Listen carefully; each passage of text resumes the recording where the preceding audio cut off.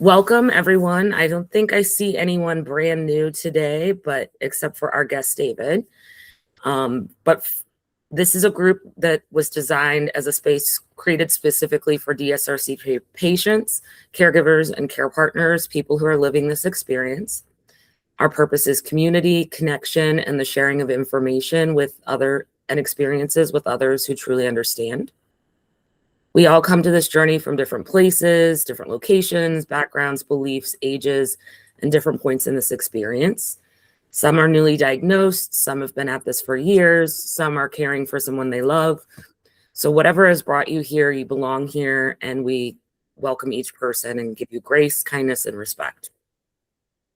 One of the most important parts of my decision to try and create these groups was that I felt like it is important for everyone in this journey to know that there are a lot of different versions of what this DSRCT experience looks like.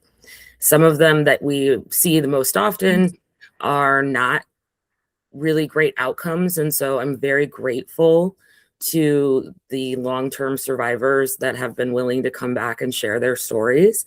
Because as you know, this is a hard road to walk, and it's a hard road in the after too. And so I'm just super grateful that David has been willing to join us. David was diagnosed as a teenager and is now 10 years, almost 11, right? Years NED. 11, yeah. So, okay, very cool. So I'm very excited that David is joining us today. He's going to share his story, and then we'll open it up for some question and answers after. And then in the second hour, David, you're welcome to stay, but you also don't have to. You're welcome to sign off, and then we'll open up to some open conversation and check-ins with the group, okay? Ooh. So I'm it's kind of, I don't feel like I can give an adequate introduction because the last I really knew of David, he was a teenager, and now he is a man, a grown man. And but I knew his mother when he was diagnosed and going through treatment, and so I'm really excited for him to join us today. And with that, I'm just going to turn it over. Welcome, David. Thank you for being with us today. Hello, how are y'all doing? My name's David. I was diagnosed with DSRCT when I was 15. Let's see. I was 15 years old. All right, I'm gonna butcher these names, but bear with me. Cyclophosphamide, doxorubicin, and vincristine. And then I phosphamide and etoposide. Those were the different chemos that I was doing. We did 10 months of chemotherapy, then we did the HIPEC surgery, and then we did radiation. During all of that time, though, going through it as a 15-year-old, there was a lot of ups and downs. It's very, very serious cancer. You have to take it serious. Obviously, as a 15-year-old going through all of that, I was very hesitant on all of it. I didn't want to hear it. I didn't want to go through it. I just didn't want to deal with it. It was at that moment that my doctor, he took me to a private room. He took me away from my mom, and he said, if you're going to be negative about it, you're going to have a negative outcome. This is very serious. It only comes in stage 4. We have to take this very serious. If you're positive about it, we will have a positive outcome. It was at that point that I kind of shifted my mindset on it, just because at the very beginning, I was very angry. I was angry at everyone. I was angry at my parents. I was angry at friends at school. I was just angry, literally just angry, very, very angry, very depressed. It's a lot to deal with. It's a lot to deal with. I don't know the aspect of y'all would have as parents dealing with that and what y'all see. But just growing up with it, I knew as a 15-year-old, it was very, very hard. I was very, very filled with anger and rage growing up. Oh man, everything shifted very fast. I had originally went in for stomach cramps. I was gonna play football. I needed to get my physical. I went in for stomach cramps. By the grace of God, my pediatric doctor then he ordered a I'm blanking on the name. What does pregnant women get? What is that? Ultrasound. Ultrasound. There we go. Ultrasound of my my abdominal region, and he found a mass. He only found one though. Um, and then from there, like the next day, I was in the hospital. They did a biopsy on it. They did find out that it was cancerous, and then that was it. Everything shifted. I had a port like the next day. That week, you were already doing consultations with everyone where we were going to do treatment, what kind of treatment we were going to do. All this was being discussed in Austin over at Dell Children's. That's where I was originally at, over at Dell Children's. Um, they they diagnosed me with osteosarcoma. Osteosarcoma is what they had originally diagnosed me with. We had, and I'm not too educated on how this doctor from MD Anderson found out, but she didn't think that I had osteosarcoma, that she thought that we should get a second look over at MD Anderson. So that's when we went to MD Anderson. They then told me, okay, you don't have osteosarcoma. You have actually a really rare cancer. It's called DSRCT, desmoplastic small round cell tumor. Um, we were super unfamiliar with it. There was not really like a treatment plan. There was not really like a plan. I was under Dr. Hayes Jordan during that time, and she kind of just developed, hey, we're going to do a really aggressive 10 rounds of chemo. We're going to do a high-pec surgery. And then after that, we'll do radiation. So we kind of discussed where we were going to do things. I wanted to stay local. I think big, a huge part of the journey was allowing me to be normal and allowing me to be around my friends. And I'm very grateful that we were able to do the chemotherapy in Austin just so that I could be around everybody. I think a really good, strong support system is needed, even with, the 15-year-old raging out, doesn't want a support system. I think it's very good for y'all to stay strong and keep supporting them because they're going to need that more than ever. It's very scary. It's very hard. It's very dark. And a very good support system, which I had, and being able to stay local and do chemotherapy local, um, was a blessing. Obviously, that came with hardships, though. We had to correlate with the doctors. They didn't really want to work with each other. They had their own views, their own opinions. We kind of reached a middle ground of what treatment we were going to do, how we were going to do it. Um, and I just let them kind of correlate their thing and work it out how they needed to work it out best. So we did 10 rounds of chemotherapy in Austin. That was I would stay in for about 2 days. I would get the cyclophosphamide, the doxorubicin, and the vitcristine for 2 days. Very aggressive treatment. Then I would leave the hospital. I would leave for 4 days. I was at home for about 4 days, and then after 4 days, I was back in the hospital for 5-day treatments, receiving ifosfamide, etoposide, and those are the only two for 5 days straight. And then I would go home for another 2 days, and then back in the hospital for 2 days for 10 rounds complete. Um, all of that was very hard to go through. There's a lot of side effects that vincristine and doxorubicin in particular create. It was very, very hard, but I think just keeping a very good support system got me through all of that. My buddies being able to visit me in the hospital, my parents there with me, all of that was very well needed. After about doing that, we actually moved to Houston because we wanted to do the high pec surgery, obviously with Dr. Hayes Jordan over there, which was a 14-hour surgery. We removed 257 tumors. And then obviously they had to let me recover from that. That was a very extensive recovery. I think I was out for about 3 weeks to a month of just pure recovery in Houston. And then from there, we started the radiation, which was 20 sessions, 5 days a week. They'd let me rest on Saturday and Sunday, and then back to it 5 days a week, Saturday, Sunday rest for 20 sessions at over at MD Anderson. Um,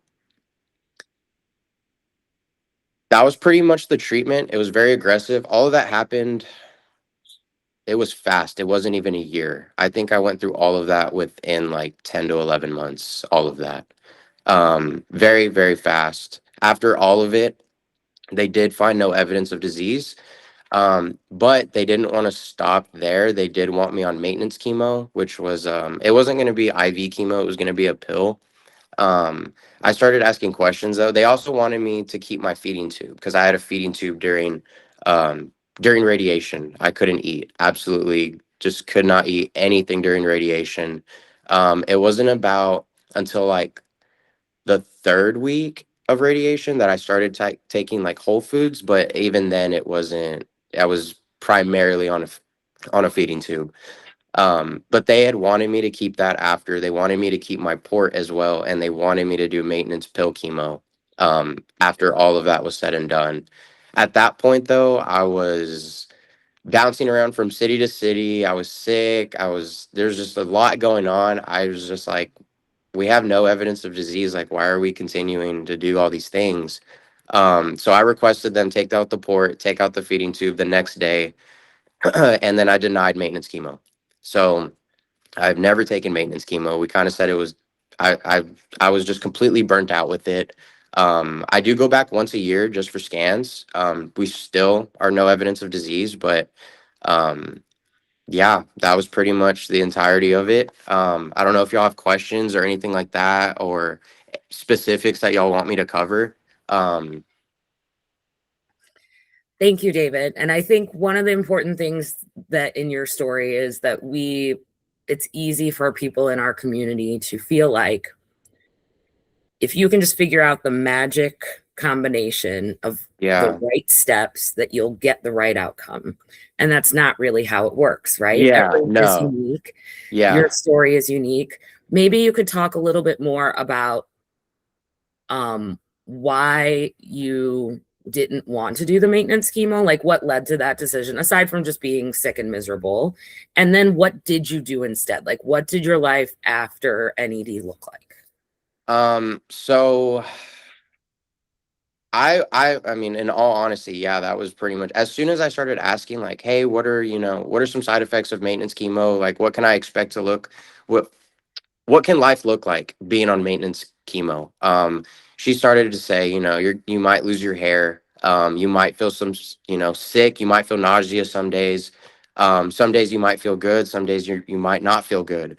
Um, I was done with that completely. I just wanted to just feel good. I wanted to get back to life. I wanted to get back to having fun.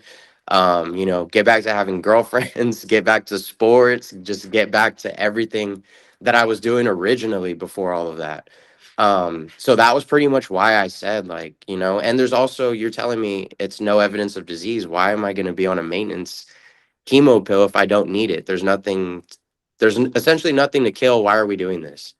Um, so that was the main reason for it. Also, it's knowing your body. I did see, I saw other people going through this treatment, and I mean, like, it's a blessing. I didn't feel like nearly as sick as some of these people for sure. And so you do have to know your body. So if, maybe I would have had a different opinion if I was still feeling sick during those meetings.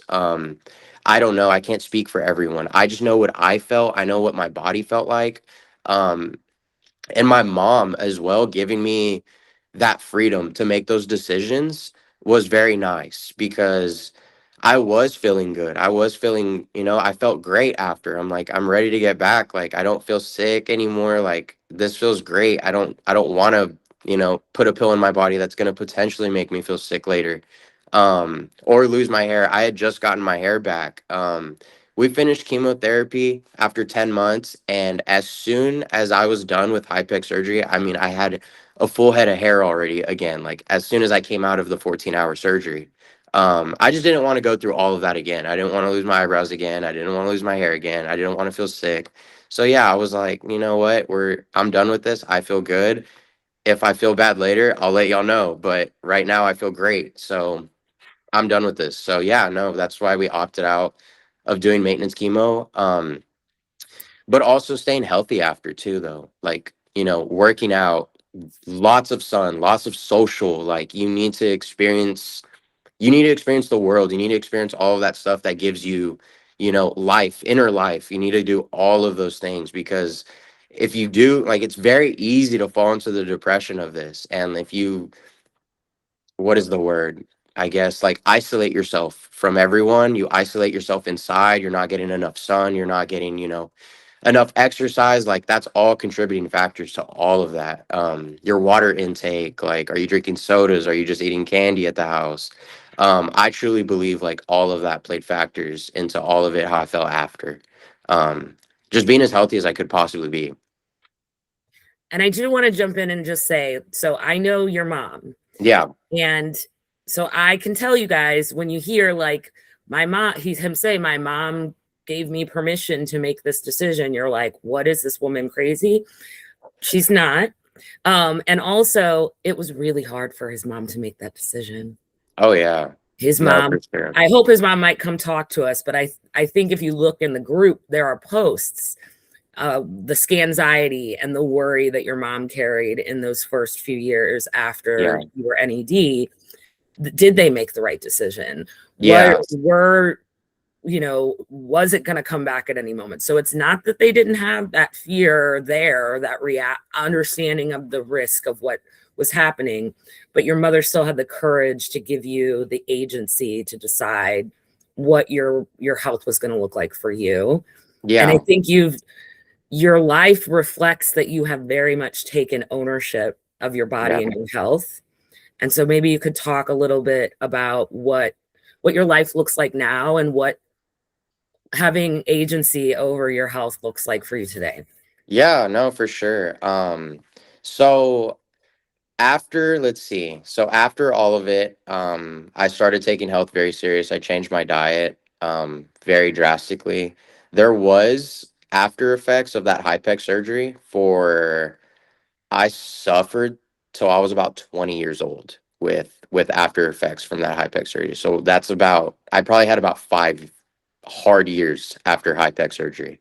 I would have really nasty flare ups. My intestines would convulse if I ate too much fiber. I didn't know it was the fiber that was doing that. So we met with a nutritionist, and she said, "Yeah, it's your fiber intake. Your intestines essentially aren't strong enough to break it down. They're not big enough. They're not strong enough. And it's staying in your system until it's able to pass through on its own, which is not, at a normal rate. So I was having very bad episodes, from like 12 a.m. to 5, 6 a.m. just in the fetal position, with how much pain I was in. So we changed our diet around completely.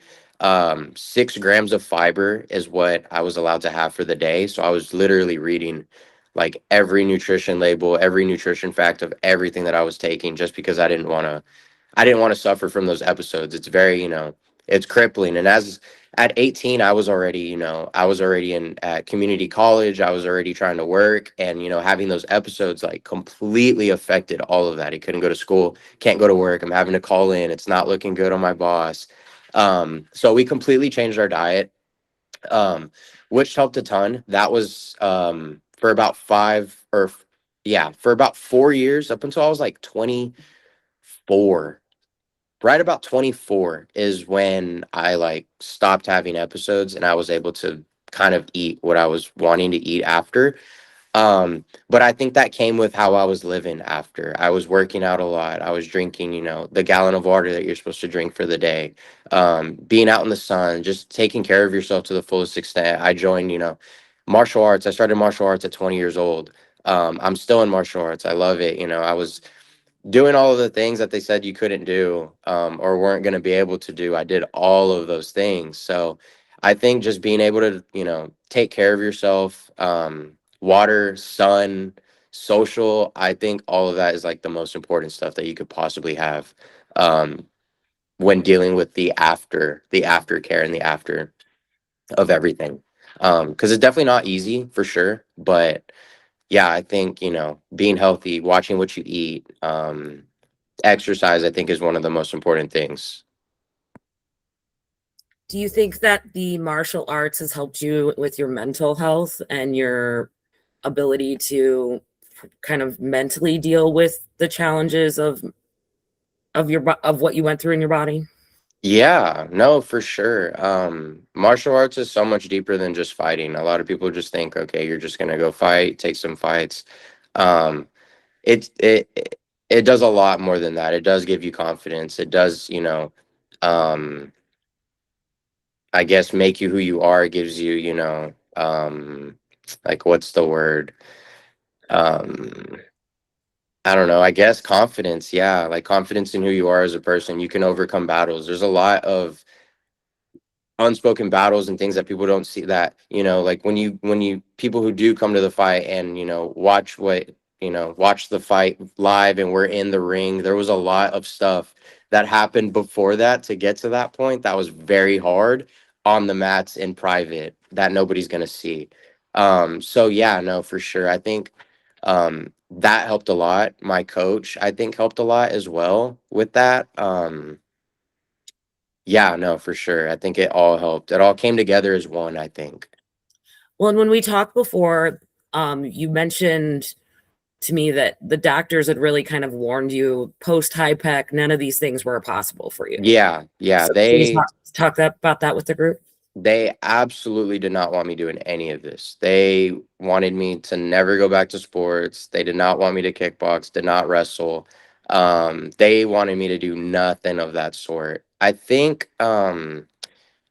Dahl, which was my doctor over at MD Anderson in Houston, she was more correlating it, I think, with like football hits and how it's potentially cancer causing, and in different, I don't know what her true like explanation was, but she doesn't think getting hit in the body is good for the body. Um, so they told me, you probably won't be able to do any of that. We also didn't know like how I was going to recover from high pec surgery. So the recovery from that was, I mean, it was very hard. Even starting martial arts at 20 years old, like there was some days I was like, I just can't go to class. Like I can't go today and get beat up. Like I'm in a lot of pain today, or whatever the case is. But um, I don't know. I just keep getting back up. I just kept getting back up, and I would just go, and I would just get back up, and I would just go. And eventually, like, it just didn't, you just grow past those. It doesn't hurt anymore. All right, we keep going. I feel like it built me like stronger, if that makes sense. Kind of having like, I don't know, like a reverse reaction of what they were thinking it was going to do to me. Um, yeah, no, I feel like it definitely like made me stronger, like inside and outside. And outside of just cancer, Hmm. you work, you have Yeah. significant other, you Yeah. travel. Yeah. Talk about what life looks like now. After, yeah, for sure. So we own our own house. We live in a duplex. I actually live like literally down the street from my mom. Yeah, so we own our own duplex. I work for AT&T now. I'm a fiber optic technician. I'm currently in school right now to go into the engineering field, which is like what I ideally want to do. But yeah, we live a pretty normal life. I've taken fights. I've had a fight on TV, like very just doing what I want to do. We've traveled the world. We've been to Europe. We spent a month over there. Um, we've been all over the United States, like just living life. I feel like it's really good to experience life. There's a lot out there. So, yeah, no, it's pretty And your normal. little sister just graduated from college. Yeah, she did. She just got back home yesterday. That's what we were over there with her. She kind of stole the shine from my mom's Mother's Day, but yeah, it was cool to see her. Yeah, she's back now. Yeah, no, yeah, life is as normal as it can get. For sure. Obviously, I do have, I'm in therapy. I do go to therapy on Mondays. I'll be back in it next week. I had to reschedule this one today, but yeah, no, there's a lot for sure with it after. You definitely think about it. It's like it's not good to completely just forget about it. I mean, there's some days, yeah, you're caught up, back in your normal life, and you're going to work and you have bills to pay and all of that stuff, but it is a good reminder, and I think it's good to do things like this and talk with people that are going through it, because It was very hard. It was very hard. I just want to say that it is extremely courageous and appreciated that you will come Yeah. and talk about it. And Mhm. it's not always the case. And everyone is allowed to feel however they feel in this experience, right? Of And course. often, you know, people think like moving forward means putting this all behind you. And somehow you're going to No. convince your brain to never think about it again, Yeah, which no. I No, don't of know course how not. that's possible, if it is. But Yeah. to see someone like you who is, you didn't forget about it. You didn't act No. like it never happened. You found a way Yeah. to integrate it into your life in a way that keeps you healthy and positive and doing positive things in your life and Yeah. able to talk about it. I think is also important for our group to see, because that's not, this is hard. And Very. as hard as it is, seeing you saying it's also possible means so much. Yeah. So I No, it really is. am so grateful. And I want to open it up to the group. Is there Yeah. anyone, if you want to hit your little hand up button or unmute and ask a question, David will answer. And just reminder, we're recording. So keep that in mind. But go ahead, Katrina. Thanks so much, David. What a story of inspiration, not just overcoming cancer, but also embracing everything you love. I think that should inspire anyone. So thank you for coming to us. Of My course. question is about maintenance. And in Mhm. particular, it sounds like you decided not to take it, but it sounds like you might have done it for some period of time. Did you try it for some period of time and quit it, No, or not at all? Okay, you not at all. okay. Yeah, not at all. As soon as I was done with radiation and we had that first meeting of no evidence of disease, I want feeding tube out, I want staples removed, I want my port gone, and no maintenance chemo. And then I was literally out like a couple of days after that, getting everything removed, and then I was home by the weekend, living back to life. Wow. Okay, Yeah, that's very cool. yeah. My brother's kind of at that stage right now where he's just gotten his NED and kind of wants to. Anyway, so just that's very helpful. How did you deal with scanxiety? Like, what was your superpower in dealing with that? Like when you're saying, like while I'm at Houston and I'm in that room and I'm waiting and all of that. I don't know. I kind of kept that motto that my doctor told me when I was 15. If you just have a positive mindset, you're gonna have a positive outcome, no matter what the outcome is. So if you have a positive mindset going into it and your scans are bad, you should ideally, roll with the punches and just, go with what's next. Or, you go in and no evidence of disease. All right, positive outcome as well, right there. Like it's all about what you make it. And I think that doctor telling me that when I was 15, like shifted everything for me. Shifted everything. It's just like not that nothing bad can happen to me, but just, leaving it in God's hands. Leaving it in God's hands. That's awesome. Yeah. Amazing. And I think just the reality that we maybe don't control what happens, but we Yeah. can control our perspective and the way Mhm. that we approach it mentally. And that, as you are a perfect example of, goes a really long way. Yeah. Christy? Yeah, I just had a question for you, David. First of all, Yeah. congratulations. I think this is great. 11 Thank years is you. a long time. So, my question is on your scans. How Mhm. often did you do scans after NED before you decided, you know what, I'm going to 1 year versus every 3 months, which is, I have a 19-year-old son that Yeah. was diagnosed in August. So, and he's NED now after high Okay. PET. Yeah. But he opted out, did not want to do radiation. He was Okay. so exhausted and over Yeah. everything. So, Yeah. but yeah, I'm just curious how long you did that maintenance kind of scans before you were like, okay, So up until the 5 years, okay, for the first 5 years, it was every 3 months. okay, After that, it started to be once a year. okay. And then Yeah. how often did you do the PET? Was that incorporated through the year, the PET Yes. scan? Yeah. Like every 6 months or? Yes. Yeah. Yeah. Yeah. So I Okay, think they would alternate. The first 5 years, they were alternating those scans. So every 3 months was like a different one. Um, okay. but after that 5 year one, yeah, it was just what is the other one? MRI Or or the CT? PET? CT. There you Or, go. yeah, Yeah. okay. Thank you. Yeah, for sure. Does anyone else have any question? David, go ahead. Hey, David, thank you for sharing. I was Yeah. just curious if clinical trials were an option during your treatment or consideration. When I was going through it, clinical options Yeah. were not. They were not an option. No. We Okay. had Dr. Hayes Jordan. She just took control of everything. As soon as we met Dr. Hayes Jordan, she said, "This is exactly what you're gonna do. I know how to beat this, and this is exactly what you're gonna do." And I was like, "Okay, let's do it." So Also, I will say his treatment with Dr. Hayes Jordan was a clinical trial. It is Okay. reported. The HIPEC study was over a decade-long study. yeah, So I guess technically, then yeah, it's all technically, but clinical. yes, I think what he's asking about is like things that hadn't been tried before. Yeah, maybe. yeah. And No, that for sure. at the time, the treatment that David got was the Ewing's protocol has been the standard for induction chemo for a couple decades now. Any other questions? David, go ahead. Sorry, thank you.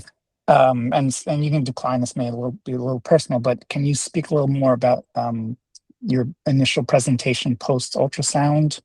Had things metastasized to other organs?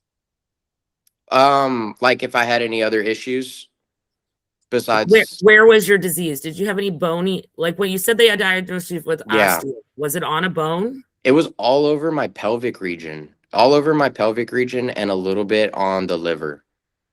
So I don't think I had anything on the bone. Um, I don't know. I don't remember that one. You had they removed 250 something Yeah, tumors from the pelvis and 257. abdomen. Yeah, And then you did have some maybe lesions on the liver, but not yeah. in the. Well, what originally happened was when they took the so I only had three. I only had three tumors at first. When they took the original biopsy, and I guess it twisted, and when it twisted, it broke off into 257 tumors and spread everywhere whenever they went in there to biopsy it. So that's how it turned into one, because I think there was like three and they were slightly bigger. But when they went in there and messed around, it twisted and broke off and spread everywhere. So yeah, I originally only had three, but it turned into 257.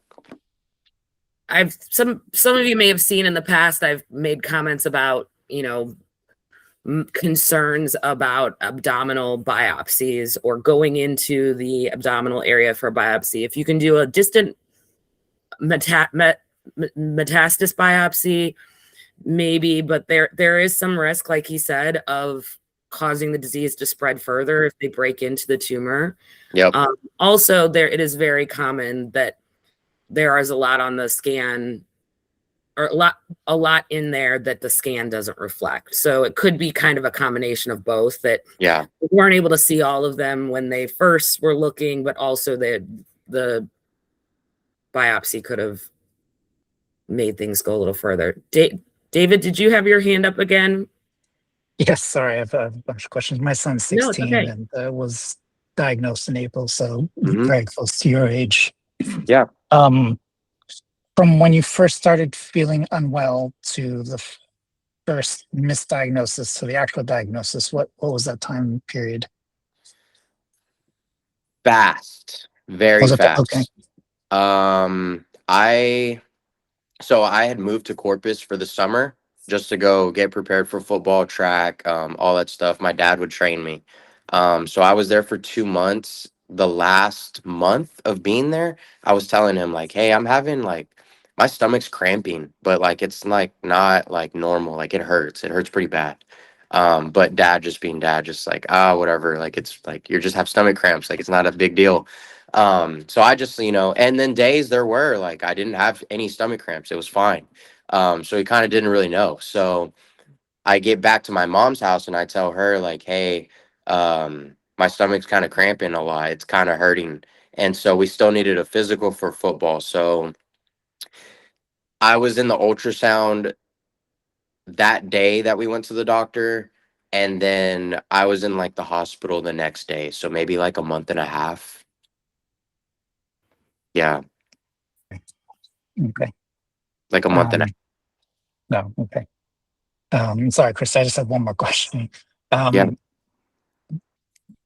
What did you do in between chemo to maintain weight? That's my biggest worry right now. Apart from all the Yeah. other things, is just getting my son to eat. Yeah. He has his next chemo session this week, so just Um, trying to bulk him up. yeah, no, for sure. There was the Nepogen shot that I was doing in between that I know would get my bone marrow and all my counts up so that I was ready. But I don't know the name of the pill, and if you friend me on Facebook, I will find it for you. We met with the hospice care team, and they prescribed me essentially it's kind of like a marijuana pill. It doesn't get you high, but it does give you the munchies. And I was taking that, and I was eating. I was eating for sure. I think Were you on Marinol? no, Not Marinol. no. Maybe that. I don't know the name of it. I'll have to ask my He's mom. got it. What about Mirtazapine. Is that what it is? Mirtazapine. Yes, it's for appetite and sleep aid. There you go. Yeah, Yeah. I was taking that pill, and oh my gosh, yeah, I was just killing large pizzas and whatever was in front of my face. And you have to take it at night before you go to bed, Yeah, so you don't eat I in do the middle of the remember that. night. Yeah. Okay, sorry. Christy? Yeah, I just wanted to go back. You were talking about your diet and fiber Mhm. and how that. Did you lose organs? I guess that was my other question because my son lost his gallbladder, or they pulled his gallbladder and his spleen. Yeah. And then a lot of his intestine. His biggest struggle right now is the diet, and just. Yeah. No, I have all my organs. I am missing a Mhm. little bit of my liver though, and some of my intestines as well. Okay. Yeah, no, I mean, meeting with the nutritionist might be best for y'all. That's what we did. We met with the nutritionist at MD Anderson, and I told her exactly what was happening to me, and she already knew, like, all right, you're eating too much fiber. Like, the fiber is Yeah. causing these episodes. We've got to get you off of that, and we got to, structure a new diet for you. So basically, just chicken and white rice was my life for like a lot of years. Yeah, that's what Yeah. he's doing now. So yeah, thank you for that info. Yeah, no, for sure.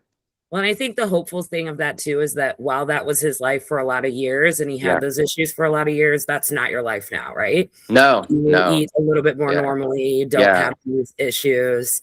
So Yeah. it did get better. Oh, I just started experimenting with it after, so many years. I would like eat a little bit of beans and then I'd be like, okay, I'm good. And then I would eat, maybe the next day I eat a little bit more than the 6 grams of fiber that I was supposed to have. I would just test it out and be like, okay, nothing's happening. I'm okay. And then after so many years, yeah, no, like I can essentially, I can eat what I want at this point. I think another thing I see in your story and you talk about your story is that you have a lot of confidence in your relationship with your body.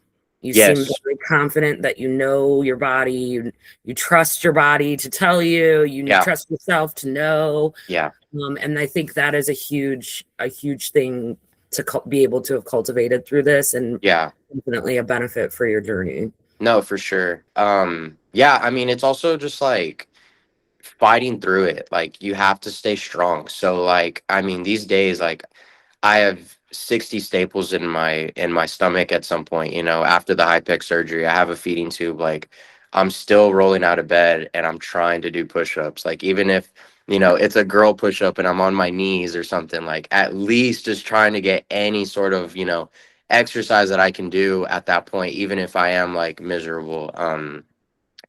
Just fighting for it. I'm fighting for it essentially. I'm just trying to stay as healthy as possible. Because I just knew if you stay as healthy as possible, as strong as you can, as hydrated as you can, as much sun as you can intake, you're gonna give your body the best chance at fighting it.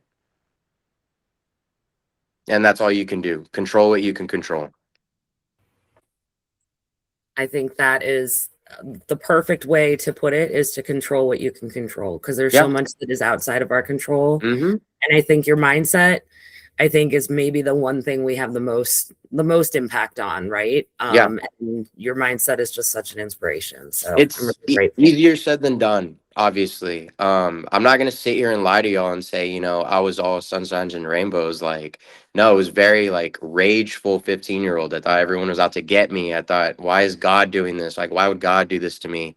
Very rageful. It took a lot of um support. The support group that you build around you is really helpful, and my mom allowing me you know to go do those things, go play basketball with my friends, and I have 60 staples and I'm like, hold on guys, I gotta go change out my gauze real quick, I'm bleeding a couple spots, or whatever the case is, like just having a really good support group.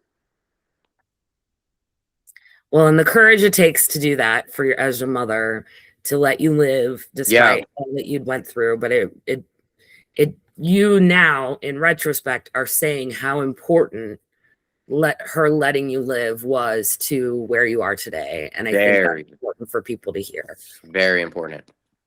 Yeah. Getting outside, being with your friends, son, all of that is so immensely important. It's very easily to isolate yourself. So if you have people trying to force you out of the house, get you to do things, even if you feel sick, it's good to have. It's very good to have. Anyone else have any questions?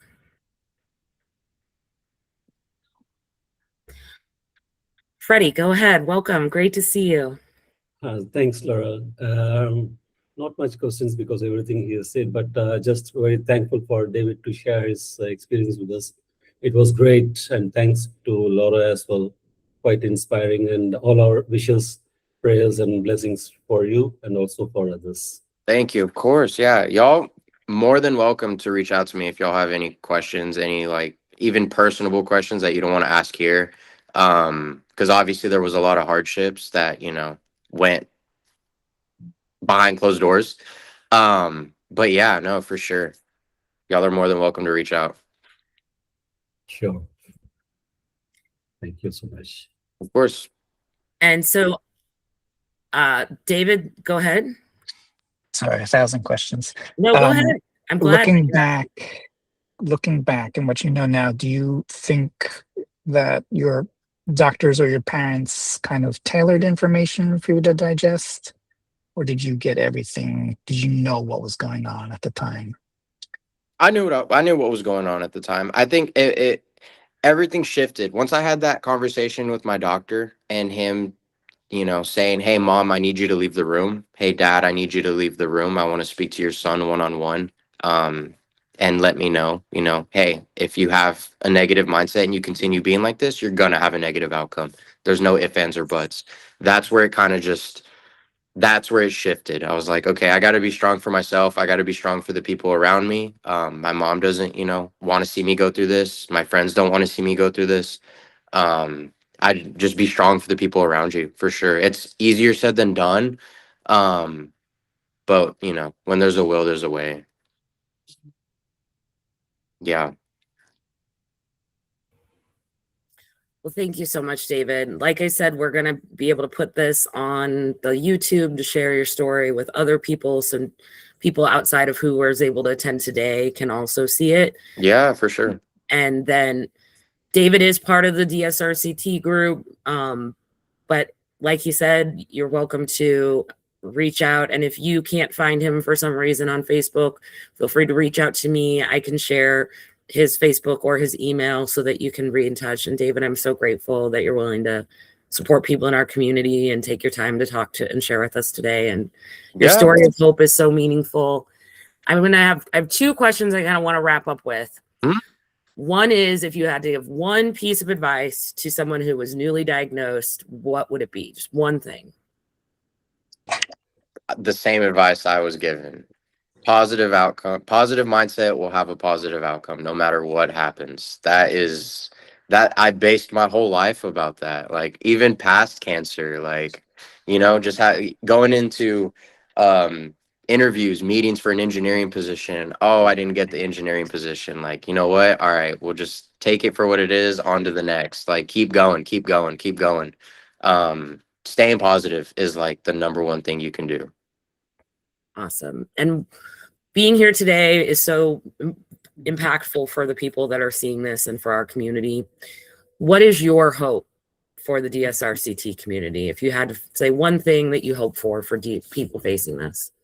I hope everyone have a positive outcome. I want everyone to know, like, it's not the end of the world. I know that this is like the scariest cancer ever. There's rarely any information out there. You go to Google, it's gonna tell you you're not gonna make it or whatever the case is. There's a lot of misinformation out there. So I'm hopeful for this group, people like this stuff like this to get out more. You know what I mean? That way people aren't so terrified of it. Well, and thank you so much for being here and being part of giving people hope of what's possible. Yeah.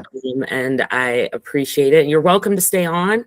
You're welcome to take off. That's up to you. But I'm going to go ahead and kind of switch gears to the group. Yeah. Thank you again for your time today. Yeah, of course. Thank y'all.